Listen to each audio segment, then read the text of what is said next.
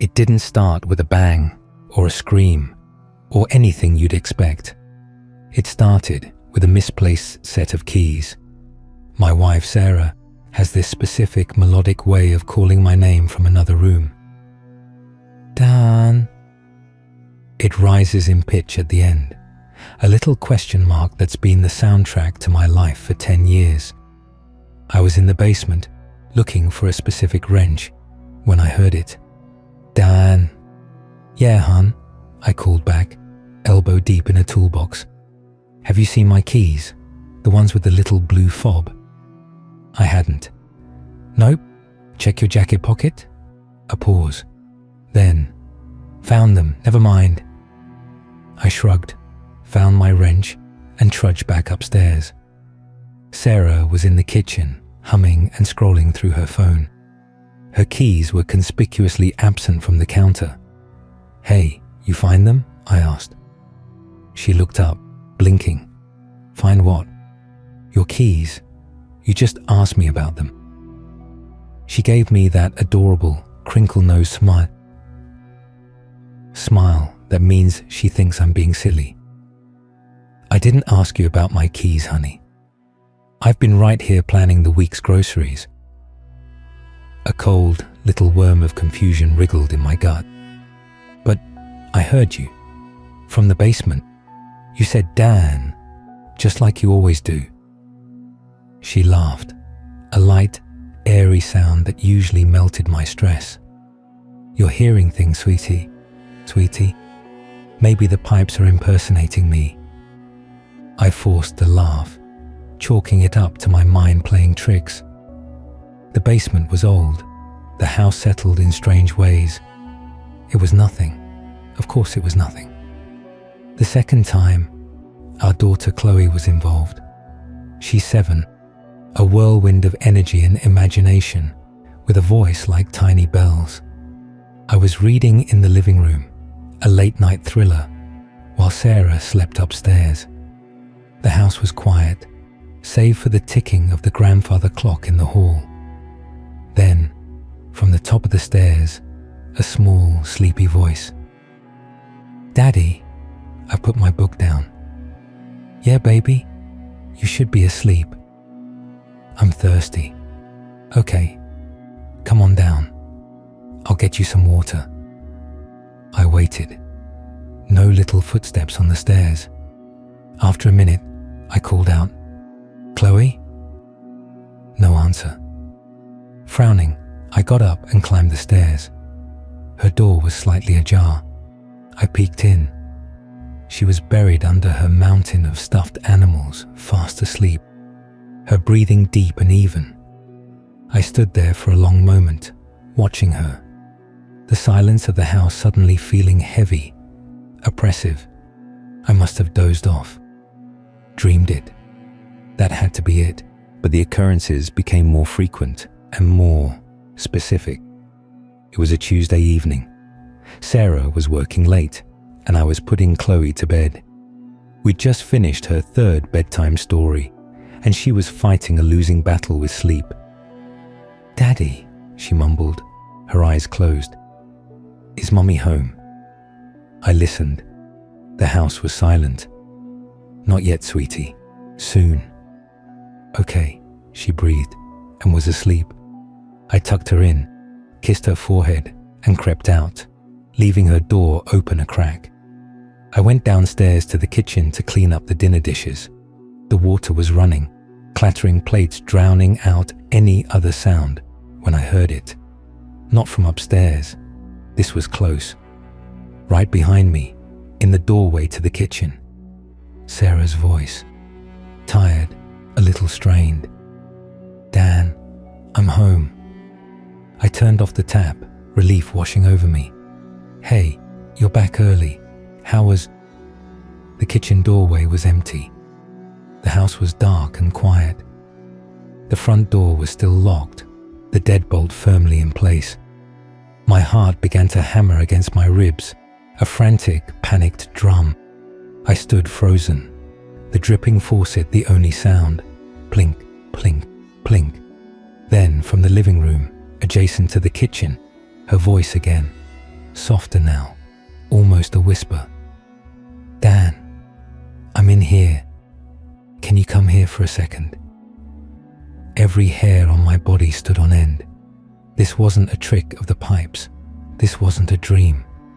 This was a voice, my wife's voice, calling me from a dark, empty room. The tone was wrong. It was a perfect mimic of her vocal cords, the cadence of her speech, but it was devoid of her warmth. It was flat, hungry. I didn't move. I couldn't. My breath fogged in the air, though the thermostat read 72 degrees. Dan, the voice whispered again, and this time I heard a subtle, wet click on the end of my name, like a tongue touching the roof of a mouth that wasn't quite shaped right. I backed away slowly, my hand fumbling for the knife block. I grabbed the largest chef's knife, its weight cold and alien in my hand. I didn't go into the living room. I backed all the way up the stairs, not taking my eyes off the darkness below, and locked myself in Chloe's room. I spent the night in the rocking chair beside her bed, knife on my lap, listening to the sound of nothing at all. When Sarah's key finally turned in the lock around midnight, the sound was so normal it made me jump. I rushed to the top of the stairs, my heart in my throat. Sarah? My voice was a ragged croak. She looked up, her face etched with exhaustion and concern. Dan? What's wrong? Why are you holding a knife? I couldn't tell her. How could I? Honey, the house pretended to be you and tried to lure me into the dark. She'd think I'd lost my mind. Maybe I had. I thought I heard a burglar. I lied, my voice trembling. It was nothing, just the house settling. She came upstairs and hugged me, her familiar scent of jasmine and coffee pushing back the lingering dread. You've been working too hard. You're stressed. Come to bed. I didn't sleep. I lay awake, staring at the ceiling, listening. The house was silent, but it was the silence of something holding its breath. The next few days were a special kind of hell. I was a prisoner in my own home, jumping at every creak, every sigh of the wind. I started recording audio on my phone, leaving it running in empty rooms, hoping to catch something, to prove I wasn't insane. I got nothing but hours of silence and the mundane sounds of a house. The voice, however, was learning. It started using more context. I'd be taking a shower, the water roaring in my ears, and I'd hear Chloe's voice, clear as day, right outside the curtain. Daddy, I scraped my knee. The first time, I ripped the curtain back, terrified, expecting to see her bleeding on the bath mat. The room was empty, the door still closed. The steam on the mirror remained unbroken. Another time I was in the garage. I heard Sarah's voice from just inside the door to the house. Dan, can you grab the laundry detergent while you're out here? It was so normal, so perfectly timed. I almost answered. I almost said, sure thing. But I caught myself. I'd done the laundry yesterday. We had 2 full bottles upstairs. It was studying us, learning our routines, our patterns of speech, the little domestic exchanges that make up a life. It was gathering data, and the realization made me feel violated in a way I can't fully describe. The breaking point came on a Saturday. We were all home. It was daylight, which had started to feel safe. Chloe was playing in the backyard, and Sarah was gardening. I was feeling almost normal, making sandwiches in the kitchen. The back door was open, letting in the fresh spring air. Then, from the hallway that led to the front of the house, I heard Chloe's voice. It was bright, cheerful.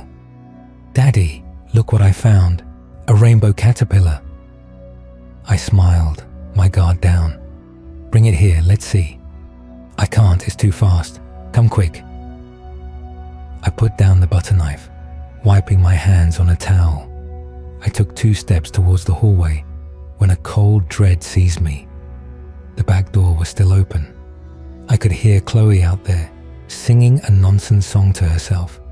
I could see the top of her head bobbing past the window. She wasn't in the hallway. The thing in the hallway, the thing using her voice, had just tried to lure me away from the open door, away from the sunlight and the sound of my real daughter. I ran to the back door. "Sarah, get inside, now." She looked up, startled by my tone. "What? Why?" "Just come inside and bring Chloe." We spent the rest of the day huddled in the living room, all the blinds open. I finally broke. I told Sarah everything. The keys, the bedtime voice, the thing in the kitchen and the living room, the shower, the garage, all of it. I expected disbelief, fear, maybe even anger. She just listened, her face growing paler and paler. When I finished, she was silent for a long time, clutching a throw pillow to her chest. "Dan," she said quietly, not meeting my eyes. I've heard it too." The world tilted. "What?" "A few weeks ago, I heard you call my name from the basement. I went down and you weren't there. I thought I was just tired. And then, last week, I was in the bathroom and I heard Chloe crying from our bedroom, sobbing. I ran in and she was sound asleep. I wrote it off as a dream." We stared at each other, the truth hanging between us like a shroud. We weren't crazy. This was real. Our house was haunted, not by a ghost, but by a vocal parasite, a mimic. We decided on a code, a safe word, something the mimic wouldn't know. We chose persimmon, a silly, random word that would never come up in normal conversation.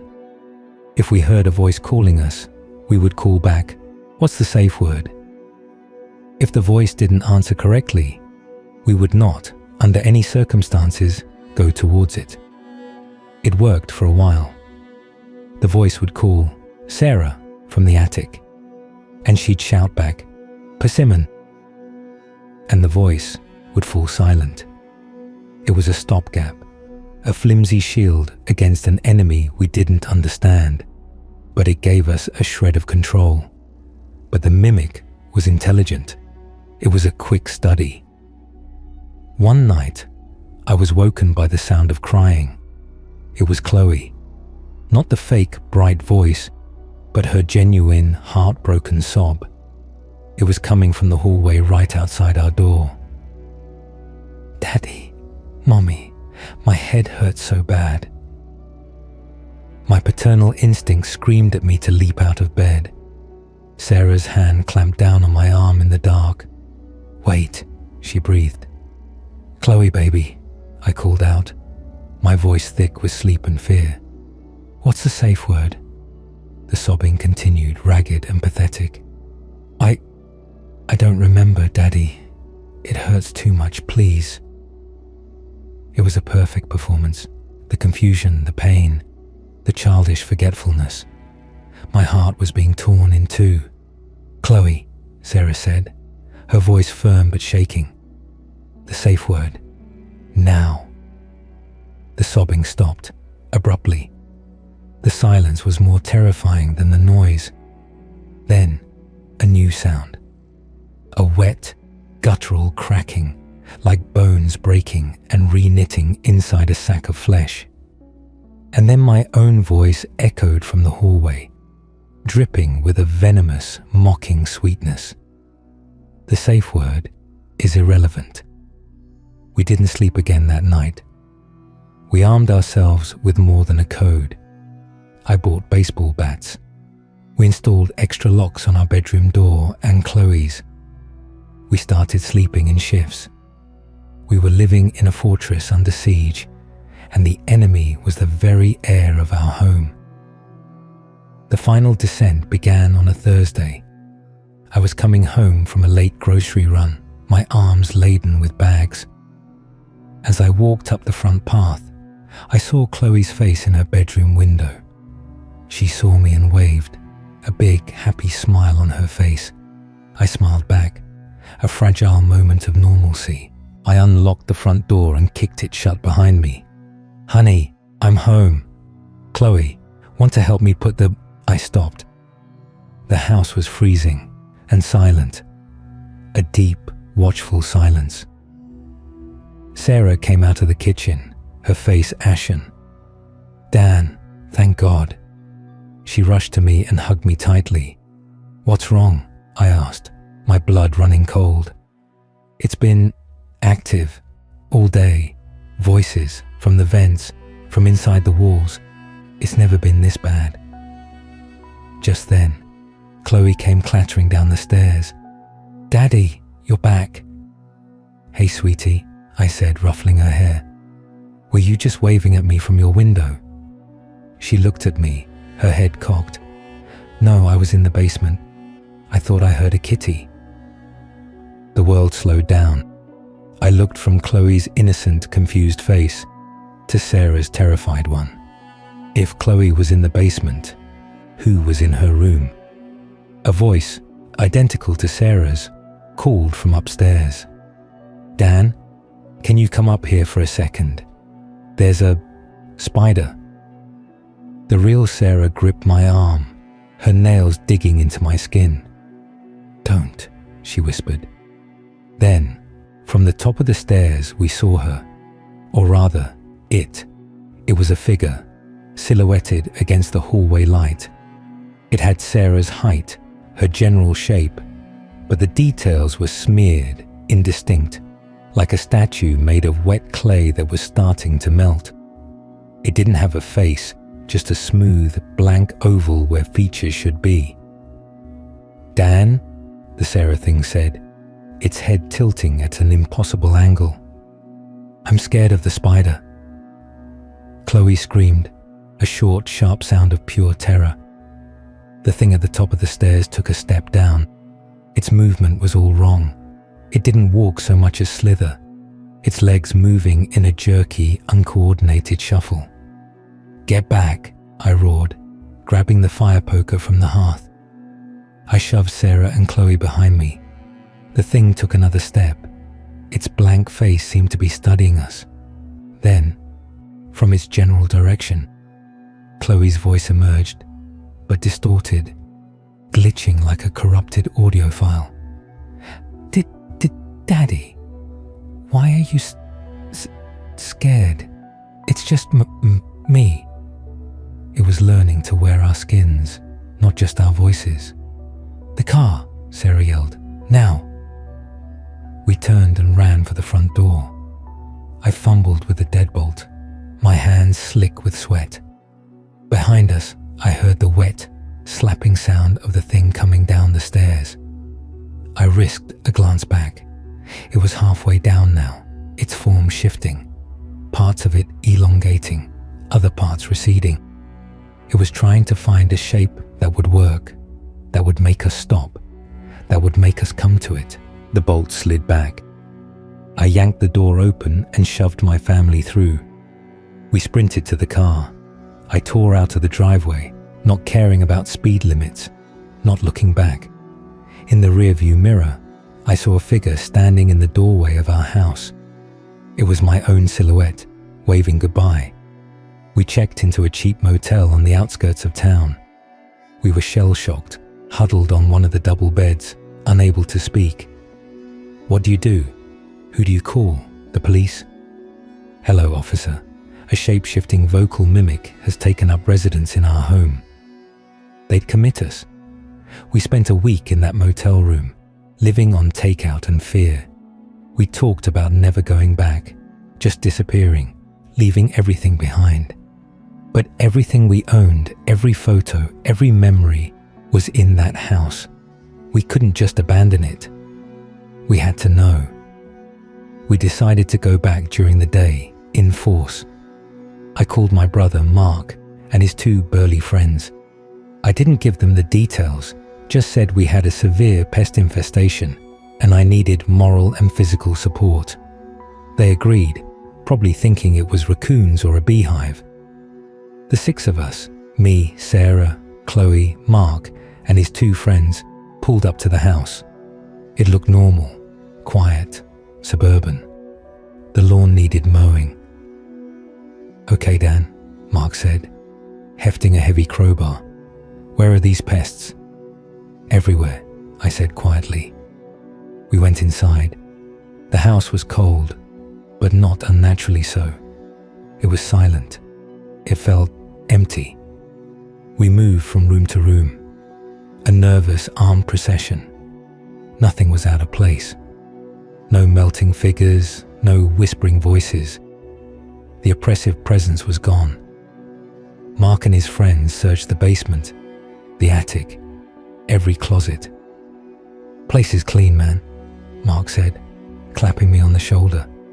"Whatever was here, it's gone. Maybe you just had a family of possums in the walls, making weird noises. It happens." I wanted to believe him. Oh God, how I wanted to believe him. Sarah and I looked at each other, a fragile hope blooming in our chests. Had we scared it off? Had our confrontation driven it away? We thanked Mark and his friends, paid them for their time, and they left. We were alone in the house. It was just us. The silence felt like a gift. For 2 days, nothing happened. No voices, no cold spots, no shifting shadows. We started to relax. We started to unpack our suitcases. We started to believe we had our home back. That was our mistake. On the third night, I was woken by the sound of the bed creaking. I thought it was Sarah getting up to use the bathroom. I rolled over, squinting in the dark. Sarah was fast asleep beside me. The creaking came again, from under the bed. My blood turned to ice. I lay perfectly still, not daring to breathe. The creaking was followed by a soft, scraping sound. Then, a whisper. It was Chloe's voice. But it was muffled, like it was speaking through the mattress. "Daddy, I'm under here. It's dark. I'm scared and..."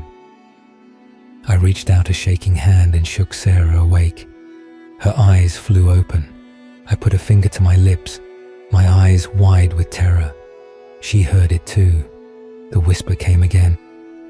"Daddy, can you hear me? There's someone in my room." It was a trick. It had to be a trick. We had checked Chloe's room before bed. We always did. She was safe, asleep in her bed. The door locked from the outside with a deadbolt we'd installed. The voice under the bed began to cry. Soft, hopeless sobs. "It's looking at me, Daddy. It looks like you. But its face is smooth. It's smiling now." I couldn't take it. I had to know. I had to be sure. I slowly, silently slid out of bed. I picked up the baseball bat, leaning against the nightstand. Sarah grabbed my arm, her eyes pleading with me not to go. I gently pried her hand away. I had to know if Chloe was safe. I crept to our bedroom door, unlocked it, and slipped into the hallway. The house was dark and still. I moved towards Chloe's room, my bare feet silent on the carpet. Her door was still locked. I pressed my ear against the wood. Silence. I fumbled with the key, my hands trembling so badly I could barely fit it into the lock. I turned it. The click was deafening in the silence. I pushed the door open. Chloe's room was empty. The bed was unmade, her favorite stuffed rabbit lying on the floor. The window was closed. The closet door was shut. She was gone. A wave of pure, unadulterated terror washed over me. My little girl, my Chloe. Then, from back down the hall, from our bedroom, I heard a scream. It was Sarah's voice, shredded with panic. "Dan, it's in here. It's got Chloe." I spun around and sprinted back to our room. The door was swinging shut. I slammed into it, bursting into the room. The scene inside will be burned into my mind for as long as I live. Sarah was backed into a corner, clutching a lamp like a club, her face a mask of horror, and in the middle of the room stood the thing. It was no longer a smeared silhouette. It had formed itself. It had my body, my height, my build, dressed in a perfect replica of the pajamas I was wearing. But its head was a perfect, flawless replica of Chloe's face. It was smiling her sunny 7-year-old smile, but the eyes were wrong. They were black, depthless pits, and they were fixed on Sarah. It turned its Chloe head towards me, the smile never wavering. It spoke with my voice. "Daddy," it said, the word dripping with a vile, possessive affection. "We're a family now. See? I have her face. I can be her. I can be better." It took a step towards Sarah. I don't remember raising the bat. I don't remember swinging it. All I remember is the sound. It wasn't the crack of bone or the thud of flesh. It was a wet, tearing crunch, like splitting a rotten log filled with mud. The thing that wore my daughter's face stumbled, its head lolling at a sickening angle. It didn't cry out. It just made a gurgling, clicking sound deep in its throat. It turned its broken-necked gaze towards me, the black eyes seeming to absorb the light. Its smile widened, stretching the skin of Chloe's face until it threatened to split. "You can't get rid of us, Dan," it whispered, now in Sarah's voice, layered perfectly over my own. "We live in the spaces between your words. We sleep in the silence you leave behind." It collapsed into a shapeless, twitching mass on the floor, a puddle of black, tar-like substance slowly seeping from it, staining the carpet. The smell was indescribable. Ozone, rotting meat, and old, damp earth. We found Chloe 10 minutes later, locked in the linen closet downstairs, curled in a ball, asleep. She had no memory of how she got there. She was fine, unharmed. We moved out the next day. We left everything. The furniture, the photos, the memories. It can all burn for all I care. We live in a small apartment now, on the 3rd floor. The walls are thin, and we can hear our neighbors all the time.